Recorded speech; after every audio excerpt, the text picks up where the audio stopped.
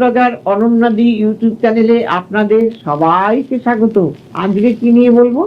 আমরা তো দেখুন আমাদের বাড়ির প্রধান দরজায় আমরা অনেক রকমই চিহ্ন আঁকি বা বসাই। তাহলে আমরা কোন চিহ্ন দরজায় বসালে পরে আমরা কোন দেবদেবীর আশীর্বাদ পাবো? তাহলে যদি দেখা যায় আমাদের দরজায় ওম চিহ্ন আমরা বসাই, তাহলে আমরা কি পাবো?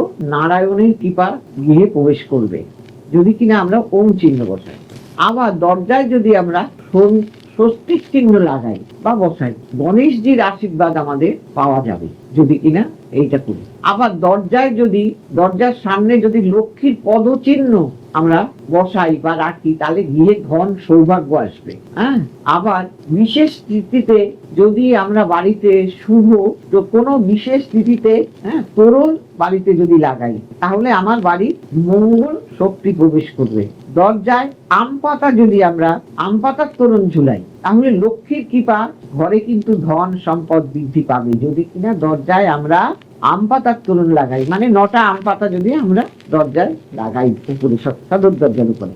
আবার দরজায় যদি পঞ্চমুখী হনুমানের ছবি লাগান বাড়ির ভেতরে, তাহলে পজিটিভিটি বৃদ্ধি পাবে।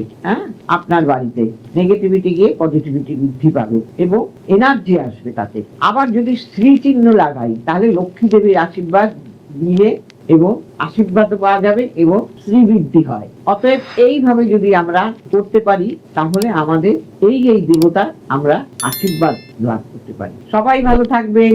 নমস্কার।